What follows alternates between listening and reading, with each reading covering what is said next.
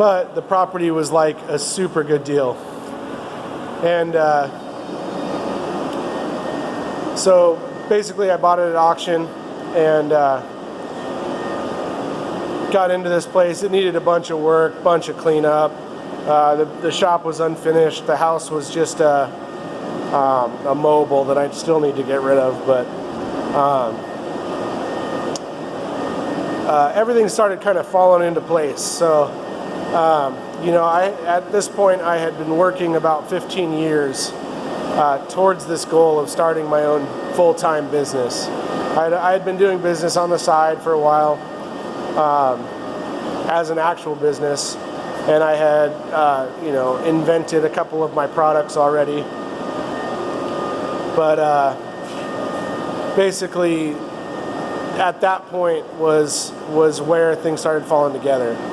And so I was in the process of finishing out this shop, getting it furred out and sheetrocked and power brought in and all this stuff.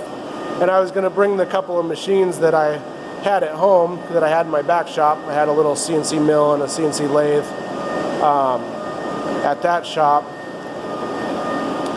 And I was going to bring those down here and kind of start out with just a little, what I was doing with just more space. Right around that same time, I noticed a huge auction for a full CNC machine shop popped up. And they had some really decent machines that weren't very hardly used, all Haas's. And so I got online and I started kind of bidding on some of this stuff. And I had money in the bank, and a good friend of mine that would haul them for me, because his dad owns a trucking company. And so I was like, well, they were only 3 hours away, so I said, why move these old machines into your new shop when you could move new machines into your new shop and sell the old ones? And I was like, screw it. So I basically bought out about 3/4 of that shop's equipment. I bought 3 CNC mills, and a manual lathe, and a big automatic saw, and a few other things. But basically, I basically tooled up my whole shop from this one auction, and it was a super good deal. Like, I probably got all of these machines for about 2/3 of what I could have resold them for that day. So I couldn't pass it up, and it was just kind of one of those things. And I probably have more machines than I can run. It's just me and my wife that basically build everything out of this place.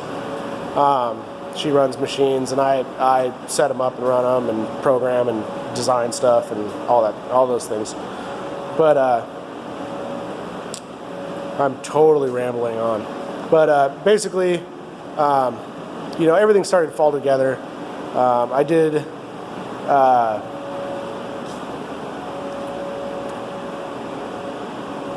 Basically, I was still working a day job at that time.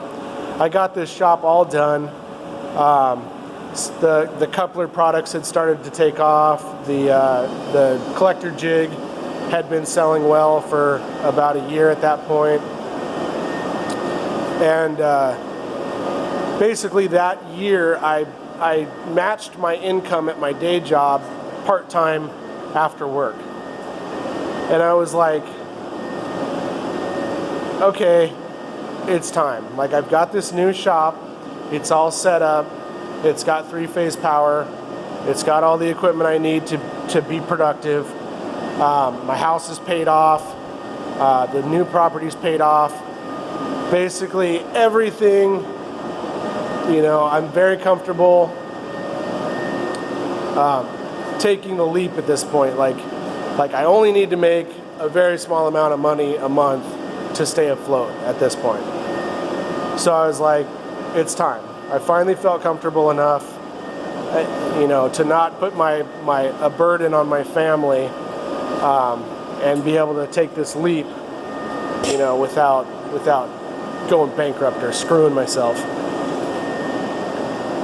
So I did, and that's 2 years ago. This next month, so 2 years ago in November, is when I finally quit my day job and started doing this full time. I was 39 at the time, so I will be 41 in about a week. So, for you guys that are young and just starting out and not, you don't think things are happening fast enough, or things aren't falling into place like you think they should, stick with it, man. It's not easy. This isn't an easy thing. Being a business owner or an entrepreneur is not easy. You see guys online on Facebook or Instagram or whatever, and they make themselves look so glamorous and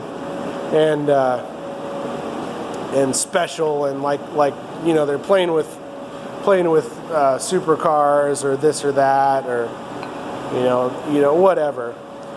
I guarantee you that the vast majority of those guys are just posting the best pictures that they possibly can and making themselves look super awesome when they're probably struggling just as much as you are. And I do the same thing. I post the nice stuff I work on. I don't post all the crap that doesn't matter, that's not impressive, because there's, those are the necessary evils to keep you afloat. But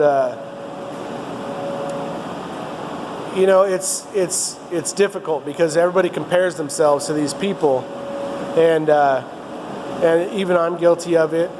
And I was very jealous of Reed for a lot of years.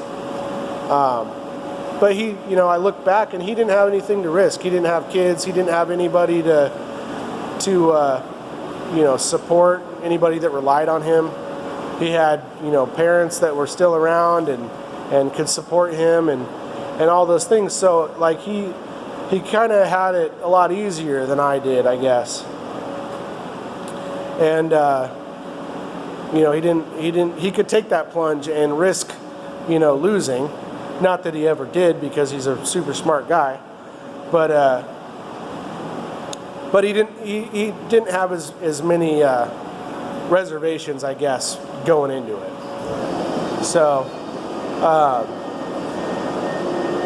but yeah, a lot of these guys are just putting out pictures and making themselves look fancy.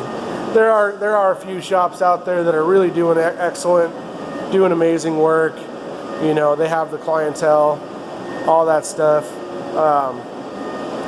but it's not easy. It's not like this stuff happens overnight. It's not like it takes work. It takes work. It takes diligence, and it takes work every single day. And you can't knock yourself when things don't go right. Just learn from it. Figure out what not to do next time, or figure out what to do better next time. And it's taken me almost 20 years to get where I am. And that's 20 years of basically working 16-hour days, working on the weekends, working, crazy hours to try to pursue my passion while still being able to support my family. And it's just, it's not easy. It's not easy. It's not for everybody. A lot of guys are happy just collecting a paycheck and going home and sitting on the couch for the rest of the day. But, that can't satisfy me.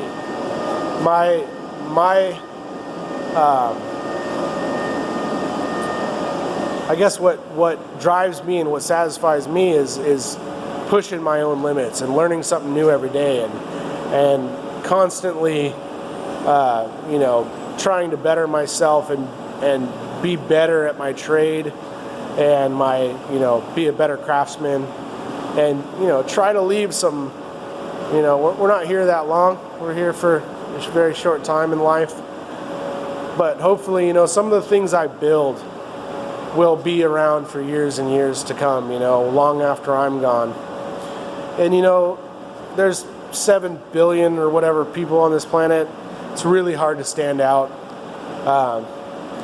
But, if you create some beautiful things, people will hang on to them for generations. And I'm a firm believer in that. Not all of us are going to get rich. I only consider myself mildly successful. I'm still figuring out how to support a full-time employee. It's not glamorous. It's not what you see online. So don't beat yourselves up. Don't compare yourselves with the stuff you see out there. Just try to be better. Just try to do better for yourself. Know that you're better than you were yesterday.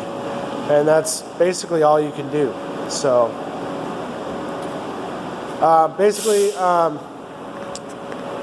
so this kind of has been rambling on for a ridiculous amount of time now. I meant to start this off with kind of an introduction to the little project that I'm going to be doing. I'm going to basically go through here. This is my little Volkswagen, my little daily driver GTI, just a little 1.8T. Got the car in a trade for an Audi I had, and I've been driving it for a couple of years now. The engine's pretty tired. It smokes quite a bit. I don't think it's the turbo, I think it's the bottom end. I think the bottom end has about 180K on it. And it basically, if you sit at idle or any time where there's a high vacuum for a extended period of time, it starts smoking pretty bad. So I'm thinking the rings are pretty worn. So basically it needs freshened up. So what I'm going to do is I'm going to go through basically a whole build, top to bottom. It's not going to happen fast. It's going to be very budget minded as far as components and things, with the exception of I'm going to utilize the skills that I have to build as much as possible for the car, to keep the budget low, but have it turn out as best as I possibly can make it, for a relatively low cost. I am going to spend some money in a couple of places. Most likely I'm going to spend some money on engine management, and then the rest of it's going to be stuff I build, and I'm going to probably use some Chinese components, but I'm going to check them over really good, and I'm going to use everything that I've learned over the years to make those components work as best as possible. So like I said, it's not going to happen fast. I'm going to be doing this in my spare time. Car's still running okay. It just smokes a little. So I'm going to be doing it, when I can, basically. So I'll add videos here and there. But it's, like I said, not going to happen quickly. The installments are probably going to have some time in between them. And then some of the stuff I plan on building for it is also going to be pretty in-depth. So that's going to take some time as well. So I'm going to do my best to document the entire process. I'm going to do some things that are out of my comfort zone. I'm not a transmission guy. I haven't been into transmissions at all ever. So I'm going to dive into the Volkswagen tranny. I've got a TDI tranny I want to put in it, but I want to freshen it up with new synchros and a better differential and stuff like that. And I'm going to kind of fumble my way through it and learn as I go. And that's what I've done with everything in life. So I don't see any problem happening with it. So do your research, do the best you can. And basically, I'm going to go bottom to top on that car and show every little intricacy and detail that I do to it. and try to share all of that with you guys, and go from there. Always accept constructive criticism. I know YouTube is a horrible place for trolls. I don't really give a fuck what they say. If I ever gave a fuck about what anybody said about me, I would have quit a long time ago. You know, I know there's some guys out there with more knowledge than me when it comes to a lot of this stuff. You know, I'm good at what I do, but I've never been the type of person that thinks I'm the best. So I always have some place to go. I've never been, you know, no matter how much you know, there's always somebody out there smarter than you, that knows more than you. And basically, you know, I'm no different. You know, I know a lot. I've done a lot over the years. I don't know anywhere near it all. There's still, you know, things I see, conversations I see on Facebook and stuff with some of the guys I look up to that just, you know, I'm drooling out of one side of my mouth. I don't even know what the fuck they're talking about, you know, and I'm just like, this is insane. Like, you know, how fast technology goes and all those things. So always open to constructive criticism. I'm always open to better ways to skin a cat. You know, your comments are welcome. And, you know, also I'm not a professional actor. I only play one on YouTube. But, you know, any suggestions you guys can give on good equipment for doing like these video vlogs or whatever you guys call them, that would be cool too, because I'm, you know, technology inept, I guess. I'm great at building shit, but, you know, all the new tech and new cameras and phones and things like that, that's all Greek to me. So suggestions there are welcome. Yeah, beyond that, I guess that's enough about me. I might actually try to reshoot this and shorten it up a little bit, because I've obviously been rambling on for way too long now. But here we go. It's kind of the shop. It's a 40 by 60, now 36 by 60. I've got HVAC, split units up on the wall. All the lighting is LED. It's got 3-phase power. It's a very efficient workspace. Even running the machines, my power bill is less than $200 a month. I've got tons of insulation in the walls and about 28 inches of blow-in the ceiling. It's climate controlled year round.